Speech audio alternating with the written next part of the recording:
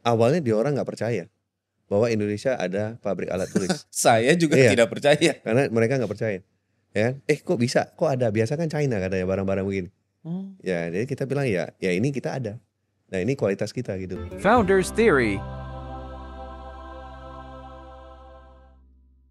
Hai Fox, balik lagi di Founders Theory dan hari ini kita bersama owner Green Label, disingkat Gribble, Ko Aming. Halo. Hai Ko. Halo. Ko Aming adalah owner dari brand alat tulis lokal terbesar di Indonesia. Jadi kalau kita tahu ada beberapa brand alat tulis lokal Gribble atau Green Label disingkat Gribble. Ini adalah brand alat tulis yang brandnya lokal, produksinya juga lokal. Jadi produksi lokal itu benar-benar produksi di Tangerang ya Ko ya? Iya, Tangerang. Menyerap kurang lebih 500-an tenaga kerja. Ya. Berarti ini kalau ibarat kata TKDN-nya tinggi nih ya Ko ya? Ya, TKDN kita 86%, sorry. 86% untuk oil pastel. Ya kan? Jadi mostly cuman sebagian kecil lah kita impor. Yes. Ya kan? Karena di mana-mana kan Indonesia terkenal jadi negara yang jago trading. Ya. Tapi kalau ngomongin riset, produksi itu sulit. Ya. Nah, Gribble ini brand alat tulis lokal terbesar dan sudah berdiri dari tahun 2007. Ya. Kita Gribble 2007. Tapi sebelumnya kita mulai dagang alat tulis dari tahun 2000.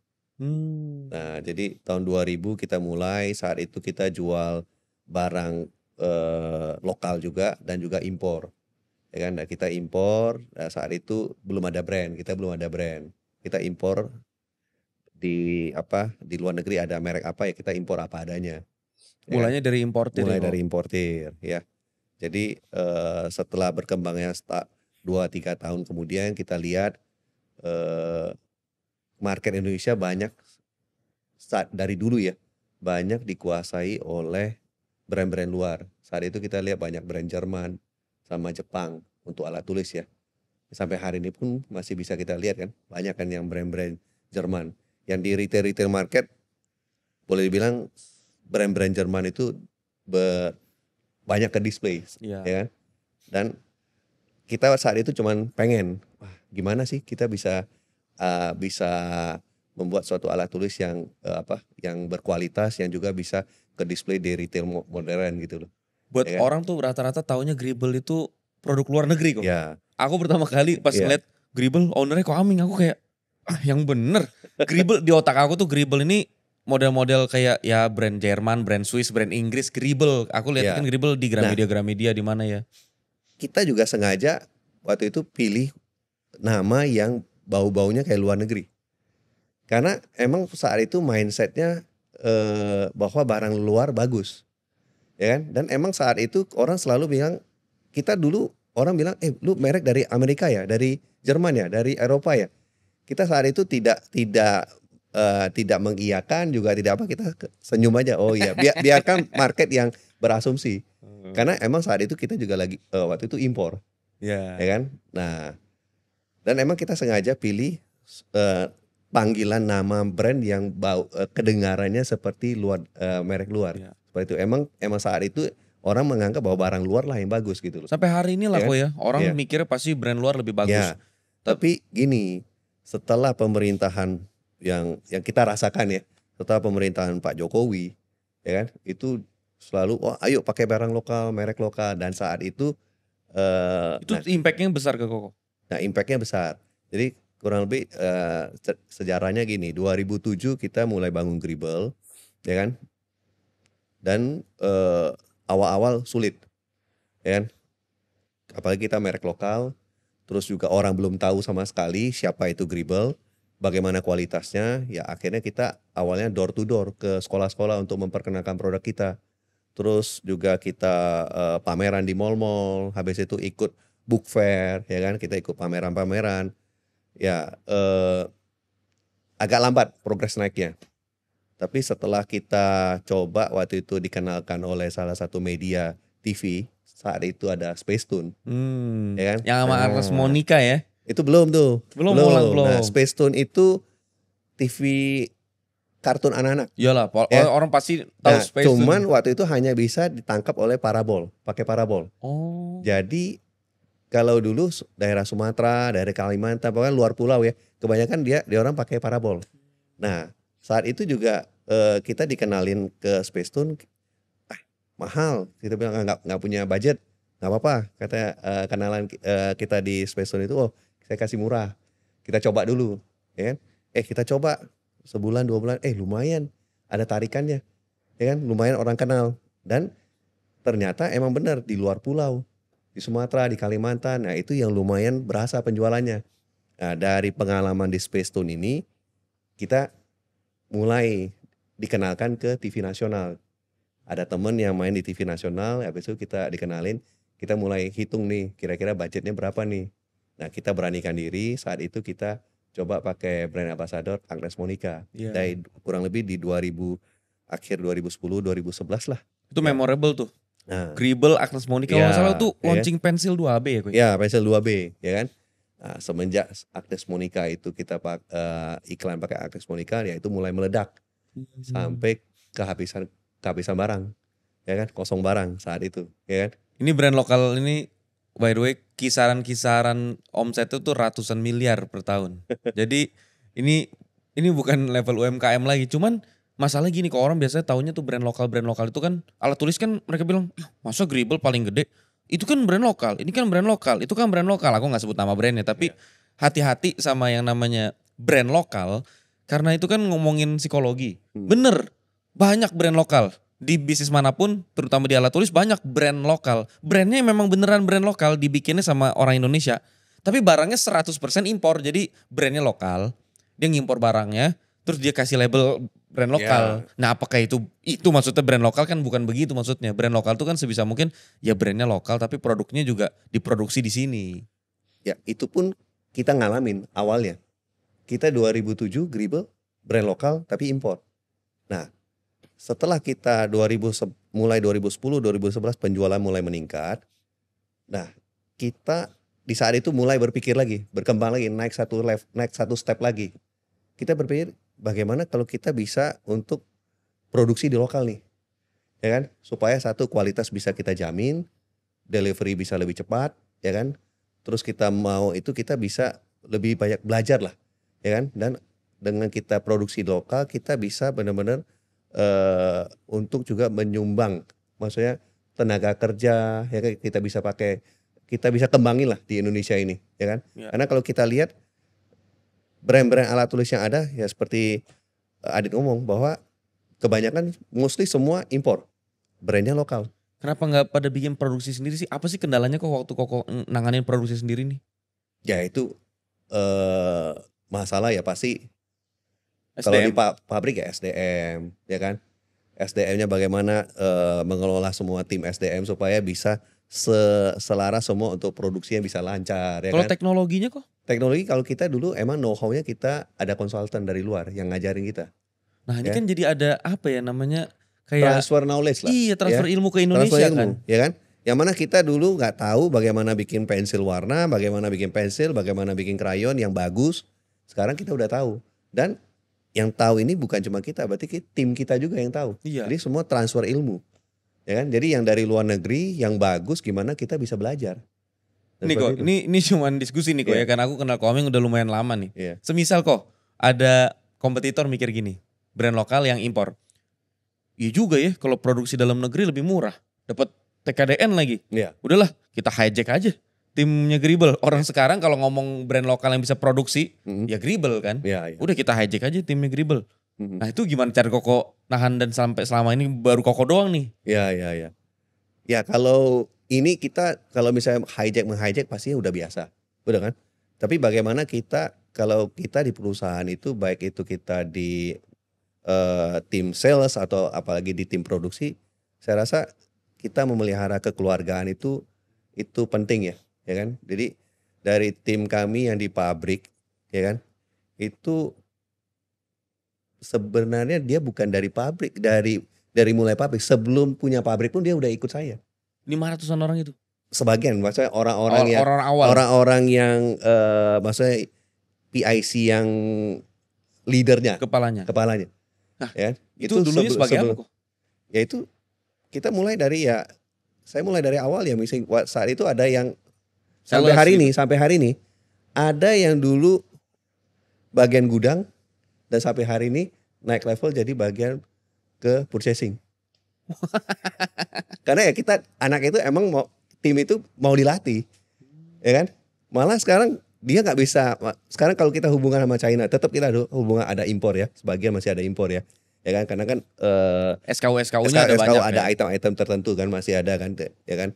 Dia nggak bisa China, bahasa tulisan China, tapi kan di WeChat atau apa bisa translate. Jadi malah dia orang-orang itu yang kita ibarat tim lama kita yang dulunya cuma di gudang, admin gudang, habis itu pelan-pelan kita latih, ya kan? Dan juga dia merasa ya bukan cuma kerja ya di tempat kita ya, merasa memiliki juga. Jadi ini orang gudang sekarang purchasing, ya. Dia kontekan sama orang China pakai translate bisa kok? Bisa. Nah itu kurang lebih seperti jadi dia orang merasa juga. Yang saya rasakan bahwa bertumbuh dia kan? Ya kan? Dan kita juga emang melihat bahwa emang siapa yang punya potensi atau apa ya kita terus karyakan. Ya kan, berkembang lah, ya kan, bertumbuh. Kulik sedikit tentang yang impor tadi ya. Berarti sekarang kalau boleh dibilang berapa persen yang Koko bisa produksi sendiri? Kita kalau fast moving, barang-barang Pareto kita produksi sendiri. Semuanya produksi sendiri yang jadi, barang fast moving. Fast moving. Barang slow moving berapa persen sih kok dari total? 20%, 30%? Kurang lebih lah 20-30%. Jadi memang mostly 80, 70, 80% itu udah produksi sendiri. Iya, produksi sendiri. Pertanyaannya kenapa slow moving itu pebisnis kayak Koko tuh lebih milih masih ngimpor kok? Karena gini ya, namanya kalau slow moving berarti kan volume gak terlalu besar. Berarti kalau kita volume gak terlalu besar, kita mau bikin sendiri pun pasti mahal. Ya kan? Dan juga kalau misalnya kita beli di China marketnya kan global. Dia bikin, dia jual global. Kalau kita bikin, kita jual hanya Indonesia, itu pun slow moving ya, pasti costnya pasti tinggi. Ini aku kan nggak tahu persis dalamnya bisnis alat tulis nih kok. Cuman aku penasaran. Bukannya misalnya sebagus-bagusnya, semurah-murahnya kita bisa produksi ya yang fast moving yang 70-80% kok produksi. Kalau misalkan kita impor kan juga sebenarnya kayak brand-brand lain yang ngimpor, kualitasnya bisa jadi bukannya orang selalu mikir lebih bagus China, lebih murah China lagi. Sebenarnya kalau misalnya bagus, apple to apple, kita sama, bersaing. Seimbang. Kita bersaing kok. Kalau harga? Bersaing kita bisa ekspor. Indonesia? Kita bisa. Koko ekspor? Kita ekspor. Dengan kualitas yang sama ya. Yang Koko ekspor brand Gribble-nya? Gribble. Ke negara apa aja kok? Middle East. Timur Tengah. Oh Koko ekspor ke Timur Tengah? Iya. Nah gitu loh. Jadi dengan barangnya sama, kualitas yang sama ya. Dan di China pun sekarang udah gak murah. Oh gitu ya? Iya. Karena kan tenaga kerja dia juga naik ya? Tenaga kerja lebih mahal dari kita. Ya kan? Sedangkan bahan baku kan kurang lebih internasional hampir sama. Nah jadi secara knowledge, secara kualitas kita sudah bisa bikin barang yang bagus. Ya kan? Nah kalau barang murah pun kita ada. Second brand kita ada. Nah kita bikin barang murah yang mana dengan kualitas yang murah itu kita bisa bersaing juga dengan barang China yang murah. Harganya pun bisa bersaing, masuk gitu loh. Ya kan? Nah, seperti itu. Ya. Koko kalau Koko ekspor ke Middle East, ke Timur Tengah, berarti kan Koko udah jalan itu dari tahun berapa kok? Kita Middle East mungkin 2000, kita pabrik dari 2015. 2016-17 kita udah mulai ada ekspor. Ekspor ke sana? Iya. Apa kendalanya ketika Koko pemain lokal, rajain lokal, udah terbesar di lokal, terus Koko mulai main di pasar Middle East, pasar Timur Tengah? Awalnya dia orang gak percaya bahwa Indonesia ada pabrik alat tulis. Saya juga tidak percaya. Karena mereka gak percaya. Ya, kok bisa? Kok ada? Biasa kan China katanya barang-barang begini. Ya, jadi kita bilang ya ini kita ada. Nah ini kualitas kita gitu. Dia terima pasar, terima kok? Ya bisa, ya kan? Sesuai ekspektasi Koko di awal melebihi atau di bawah ekspektasi di pasar? Mereka juga mengakui bahwa kualitas kita bagus. Oh ternyata bagus ya ini ya. Penyebaran pasarnya di sana gimana kok? Ya penyebaran kan kalau kita ibarat itu ya, kita bukan berpartner sampai distributor atau bukan ya. Kita hanya jual di situ aja ya. Jadi mungkin dia orang ya ada repeat, ada apa gitu loh. Oh Koko jual bentuknya kalau gitu langsung ke end user? Bukan. Dia orang ada retail chain store. Oh, kau langsung masukin ke Ya, retail ya chain store. retail chain store yang punya cabang banyak cabang gitu kan. Terus Canggih ada juga juga yang dia orang sebagai distributor alat tulis gitu loh. Nah, kurang lebih ya perkembangannya ya cukup bagus dengan ada repeat gitu loh. Dan Ya. aku lihat kok kan Gribble ini kan punya sertifikat non toxic. Ya. Non toxic itu kan di bayangan aku anak-anak nih megang krayon segala macam, habis itu dia nggak sengaja suka masukin mulut. Kan kalau non toxic itu sebenarnya apakah semua brand? Ya semua pasti non toxic, atau Gribble salah satu dari yang bisa bikin non toxic? Kalau non toxic emang untuk alat tulis kan syarat ya. Bahwa Syarat ya. untuk brand ya, untuk kita mensyaratkan diri kita bahwa kita harus certified non toxic. Kalau brand-brand lain nggak usah disebut brand, tapi Ya. apakah semua memang non toxic juga kok? Itu saya nggak tahu. Oh enggak. Kita nggak tahu. Apakah dia cuman sembarang tulis atau apa, kita nggak tahu. Oh, tapi kalau Koko ambil kita emang sertifikasi. kita ada di lokal sini, kita Sukovindo, kita ada certified, ya kan, K3L kita ada. Jadi kita semua ada ngikuti regulasi di Indonesia sini, ya kan. Kalau non toxic kan berarti kalau masuk aman gitu ya. Ya, Yang dalam arti kan unik- kita pegang, anak-anak lagi main atau apa langsung pegang makanan, nah kan Ya. langsung masuk mulut, nah itu aman. Ya. Tapi Ya. bukan dianjurkan buat Bukan dimakan dimakanin ya. gitu. Ya. Tapi kemarin aku lihat Gribble ini masuk di podcast Kasih Solusi, podcast kawan Founders Theory juga lah. Terus dikasih tahu juga Gribble itu dapat sertifikat halal. Ya, kita satu-satunya ATK yang bersertifikat halal. Ya, boleh bilang kita Gribble adalah brand alat tulis Indonesia yang pertama yang bersertifikat halal. Dan dengar-dengar Koko tuh udah mulai proses itu sebenarnya udah dari berapa tahun yang lalu, tapi Ya, cukup sulit untuk tembus. sebelum ya? pandemi sebenarnya. Sebelum pandemi kita sudah coba. Karena kita melihat Indonesia ini penduduk yang muslimnya kan cukup besar. Ya, terbesar lah di dunia. Ya. Kita mau meyakinkan masyarakat Indonesia bahwa produk Gribble ini bukan cuma no toxic tapi halal.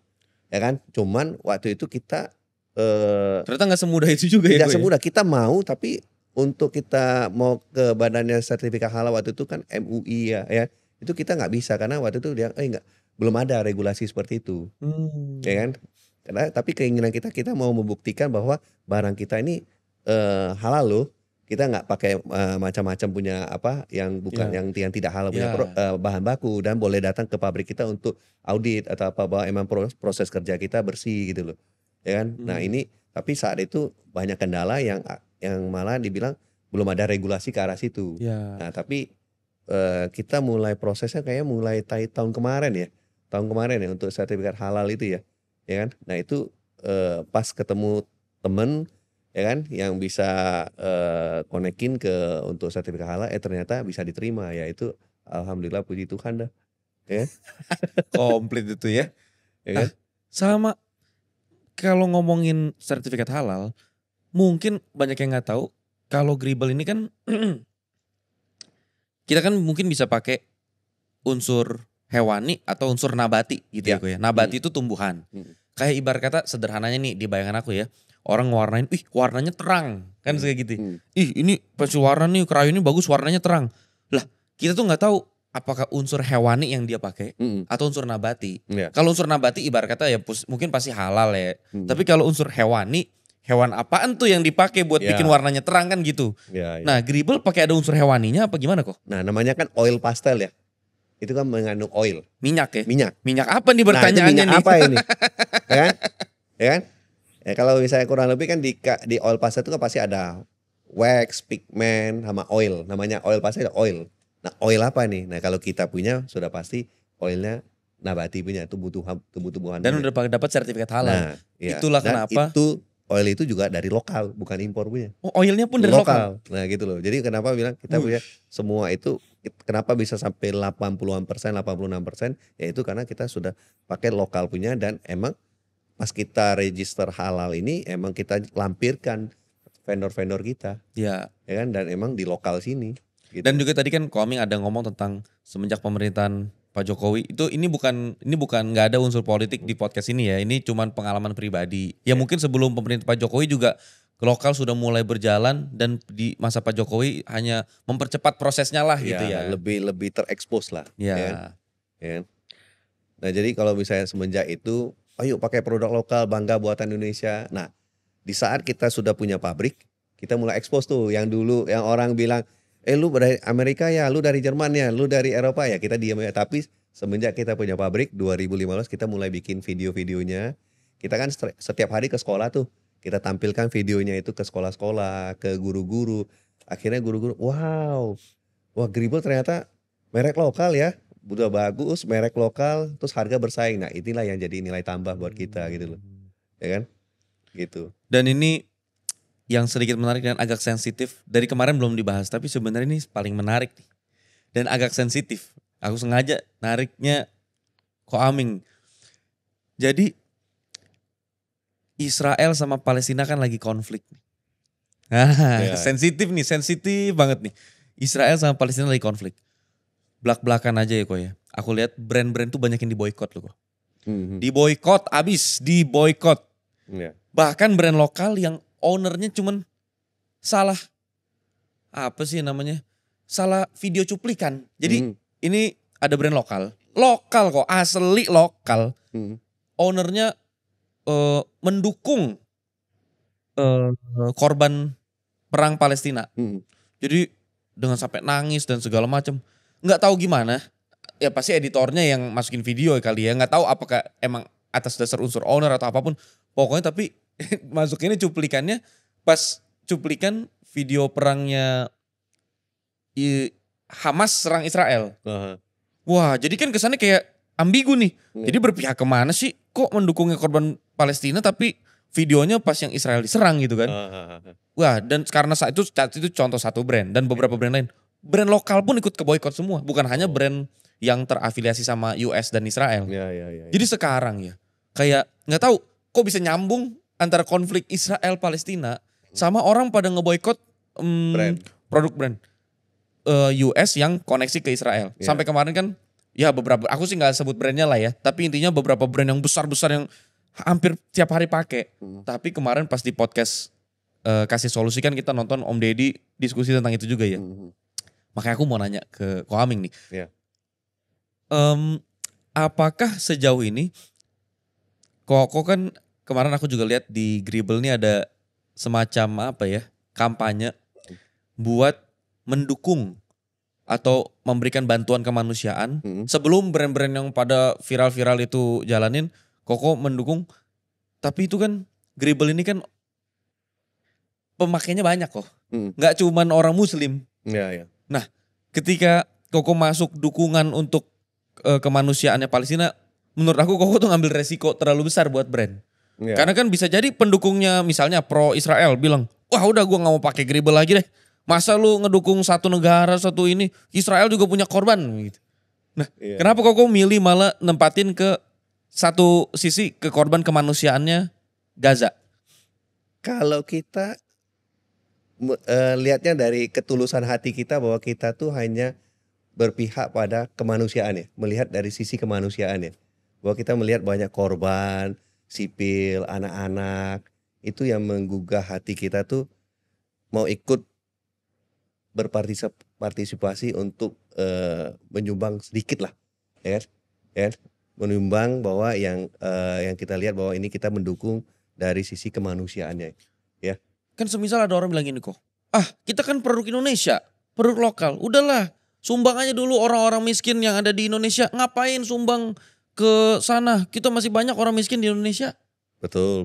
Jadi gini, jadi kalau misalnya kita lihat kan emang karena yang kita lihat itu adalah saat itu adalah informasi yang masuk ke kita lihat sosial media. Urgensinya lah ya, urgensinya bahwa kita bisa berbuat sesuatu lah, berbuat sesuatu untuk yang korban perang ini, ya kita cuma bisa ya menyumbang sedikit uang lah, ya kan seperti itu sih. Jadi dari urgensi itulah Gribble ngelihat bahwa perang itu pasti kalau ngomongin korban dua negara pasti dua-duanya yang korban tuh warga sipilnya. Dua-duanya. Dua-dua negara ini pasti korban warga sipilnya. Entah mau nanti siapa yang perang, siapa yang punya senjata, yang korban pasti warga sipilnya, udah pasti. Iya. Rumah sakit, rumah ibadah, semua apa aja dihabisin di Iya. situ. Ya kan? Nah, Jadi dan korban yang disumbang bukan hanya sama Gribble tapi sama sangat banyak brand di Indonesia yang mau peduli dan fokus buat ngebantu kemanusiaan di Gaza, dia tuh nggak hanya nyumbang satu agama Islam gitu. Sedangkan korban di Gaza itu kan juga banyak agama. oh iya. Bahkan gereja pun di situ Betul. dihabisin, Dihabisin. dibom, rumah sakit dibom. Nah, dengan begitu sebenarnya ketika seseorang atau sebuah brand support kemanusiaan di Gaza, dia tuh nggak selagi support satu agama tertentu, Iya. tapi dia lagi mensupport satu gerakan kemanusiaan. Gerakan kemanusiaan. Yang udah nggak ngomongin kewarganegaraan dan segala macam. Lah buktinya Indonesia aja mensupport. Betul. Karena ini memang bukannya udah pikir Indonesia aja. Ya kadang-kadang misalnya kan kayak orang lagi jalan tuh kita lihat ada, waduh ada pengemis nggak punya makanan, terus cacat juga. Mohon maaf ya bukan cacat, maksudnya disabilitas gitu ya bahasanya ya. Kalau bahasa media gitu kok. Iya. Disabilitas bukan cacat, disabilitas. Nah, terus kita bantu. Ya kan lucu kalau ada orang bilang, ngapain bantu orang disabilitas di luar? Udah bantu dulu aja tuh istri, anak. Ya Ya. kan semua ada porsi-porsinya ya kok ya. Iya. Jadi buat kita pribadi sih, brand yang membantu, ya itu haknya brand. Betul. Punya urgensi. Betul. Brand yang tidak membantu juga tidak salah. Karena punya urgensi masing-masing. Bisa jadi memang urgensinya sekarang adalah gimana caranya saya bayar karyawan aja susah. Betul. Sekarang saya mau pertahankan karyawan saya dulu nih. Hmm. Jadi ini tentang konflik ini nggak ada namanya benar salah. Semua hanya masing-masing punya prioritas kemanusiaannya masing-masing. Betul. Yang membela kemanusiaan karyawannya sendiri itu pun kemanusiaannya. Yang membela kemanusiaan di Gaza itu pun kemanusiaannya. Tapi yang pasti kalau tidak berpihak pada kemanusiaan, wah itu berbahaya. Iya. Nah, panasnya kita turunin dikit nih. Karena soalnya aku lihat brand tuh agak, ya kemarin akhirnya yang berani ngomong podcast bisnis ya baru kasih solusi, dan aku apresiasi mulai berani diskusi dan langsung sama Om Deddy Corbuzier Mulai kan. speak up ya. Iya, tapi Iya. aku sekarang yang aku undang adalah brand yang memang salah satu brand yang melakukan sumbangan di awal-awal. Selanjutnya kok, apa sih target perkembangan Koko untuk Gribble ke depan nih? Sebagai produk alat tulis lokal, kalau ngomongin terbesar, ya Koko mau cari apa lagi di Indonesia udah terbesar. Kalau Koko mau kembangin market terus pasti selalu ada jalur. Iya. Nah, tentang SKU produk, Koko sekarang udah berapa SKU kok? Kita sekarang SKU kurang lebih masih ratusan lah, kurang lebih ya 500-an lah. Wah, 500-an SKU. Ya, jadi kita lagi mau kembangin lagi. Jadi kalau Gribble sampai hari ini banyak orang taunya art material, krayon. Ya kita ada cat akrilik, pensil warna dan semua art material kita makin kita lengkapin. Dari kita pun mulai merambah ke office supply, ya kan. Nah, jadi kalau kita Gribble sebenarnya ada 3 kategori. 3 kategori. 3 kategori. Yang branding yang merah punya kita itu kita kategori play and learn, jadi bermain sambil belajar. Jadi itu untuk anak-anak, art material ya kan. Terus Krayon, pensil warna itu ya. Terus kita ada kategori yang headernya biru, itu office supply. Jadi dari bolpen, semua kebutuhan, Penggaris, ya jangka. semua kebutuhan sekolah dan office. Oke. Ya kan? Nah, terus kalau kita ada yang artis punya, itu brandingnya agak merah marun, yaitu art material yang lebih premium. Nah itu kita masuk dalam, ya sementara kita ada 3 kategori. Nah itu marketnya masih SKU yang bisa dikembangin masih banyak, Masih luas ya. masih luas ya kan. Terus market yang mau kita maintain juga masih luas, masih besar lah, Ya. ya kan. Masih banyak PR yang mau kita kerjakan lah, Ya. ya kan, gitu loh.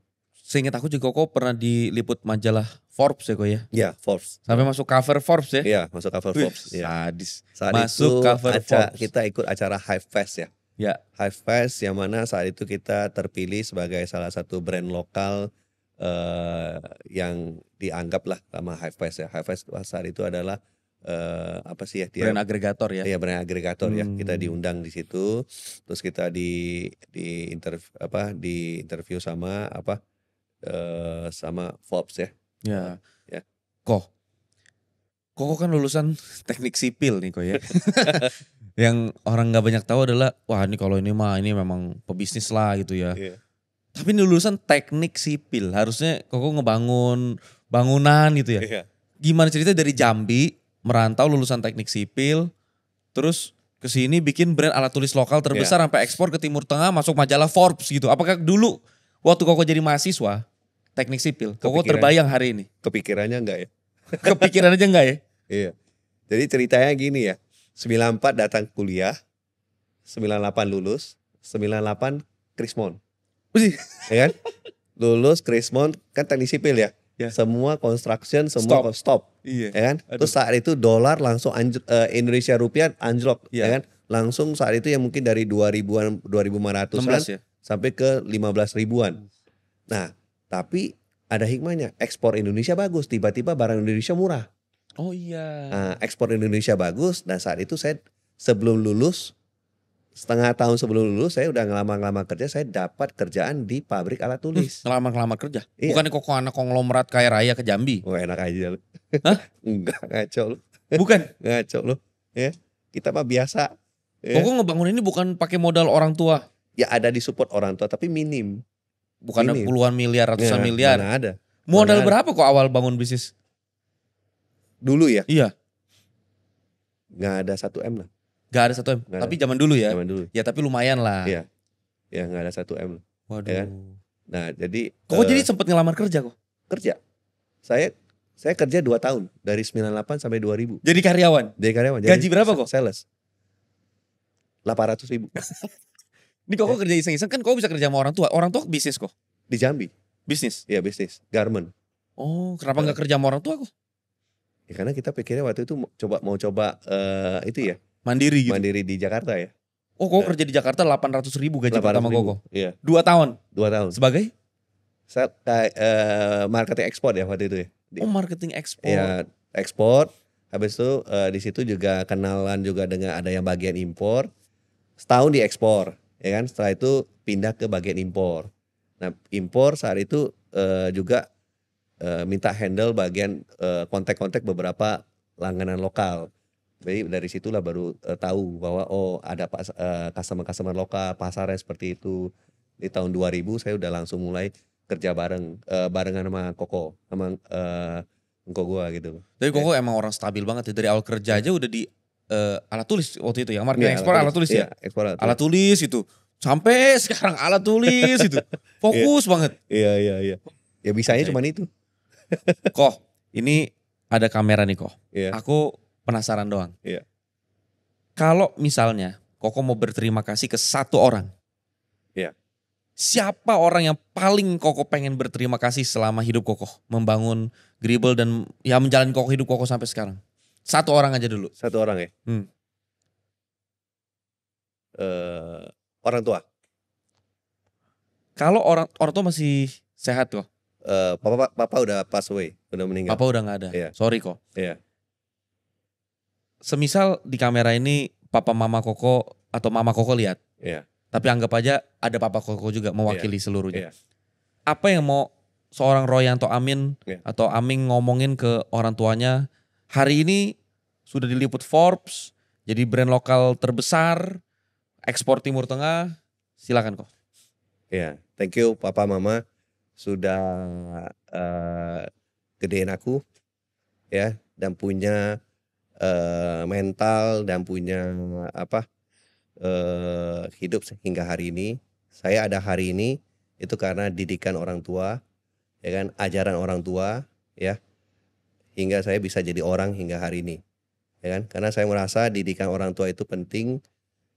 Kita bisa dipercaya orang, bisa hadapin tantangan itu semua karena didikan orang tua dari kecil. Thank you sekali. Tanpa didikan, tanpa ajaran kalian, saya mungkin nggak sekuat hari ini. Ya, thank you. Thank you kok. Ya. Dan sekarang pertanyaan keduaku adalah, ini kamera Koko. Koko ada anak, ada David, ada beberapa anak kok. 3 anak. David, Catherine, Elizabeth. Yeah. Aku selalu mendoakan Koko yang terbaik, Koko selalu sehat. Tapi anggap aja kok, ini adalah pesan ultimate gitu. Kalau aku gak bilang pesan terakhir, pesan ultimate, pesan paling penting apa dari seorang Ko Aming sebagai papa? mau kasih nasihat kehidupan buat 3 orang anak Koko, silakan Ko. Ya, anak-anakku, ya, jadilah orang yang bisa hidup memegang kebenaran, ya. Kebenaran itu cukup luas, ya. Hiduplah juga hidup benar, hidup taat, percayalah, semua itu pasti ada jalannya. Apapun tantangan di depan kita, semua itu pasti ada pertolongan Tuhan, ya. Jangan takut, ya kan. Yang penting kita hidup benar, berjuang, apapun tantangan di depan kita berjalan, terobos semua tantangan itu, jangan takut, ya. Semua pasti ada jalannya, yang penting kita hidupnya benar, kerjanya benar, pasti ada jalan, ya. Thank you. Thank you Ko Aming. Ya. Ini emosional nih buat aku pribadi ya. Karena satu hal yang mahal dari Founders Theory episode ini adalah hari ini kita belajar founders sehebat-hebatnya kita ini manusia. Kita ini manusia yang apapun agama kita nih ya, apapun agama kita ini manusia yang diciptain. Ya. Ada pencipta yang lebih berkuasa daripada kita. Yang kalau kita bisa berhasil menjadi seorang founders yang hebat dan lain sebagainya, itu bukan seluruhnya tuh karena kita yang hebat. Ada orang tua kita, ada pencipta kita, apapun agama kita dan siapapun orang tua kita. Dan seperti apapun orang tua kita, itulah orang tua kita yang kita punya. Jadi apapun itu, itulah yang membentuk kita. Jadi selalu lakukan yang terbaik. Mindset bisnis kita sering bahas di beberapa episode, tapi hari ini selain bisnis kita juga bahas hal penting lainnya adalah kalau kita sudah ada di atas ataupun kita ada di bawah. Kalau di bawah yang tadi Ko Aming kasih. Kenapa aku tanya tentang anak? Karena menurut aku sebagai seorang bapak, nasihat ke anak itu udah pasti nasihat paling penting. Jadi kalau kita ada di kondisi yang lagi struggling di bawah, selalu ingat kalau kita berpegang pada apa yang benar, berintegritas, nggak mau rugiin orang, nggak mungkin kita akan terus di bawah sudah lakukan yang terbaik. Pasti ada masanya kita diangkat. Tapi kalau kita di atas selalu ingat juga, seperti juga kalimat tadi Ko Aming, di atas ini tuh semua tuh terjadi nggak karena sendirian, karena orang tua yang didik kita, karena pencipta kita yang memperbolehkan semuanya terjadi, menghendaki semuanya terjadi. Jadi kalau kita di bawah, kita jangan rendah diri, semangat terus, jangan putus asa. Kalau kita di atas, kita jangan tinggi hati. Karena kita pun di atas, karena banyak orang dan banyak hal yang membuat kita ada di atas ini. Jadi dengan begitu, seorang founders pun melatih mental buat selalu balance. Betul. Sampai jumpa di episode berikutnya. Bye Fox. Bye.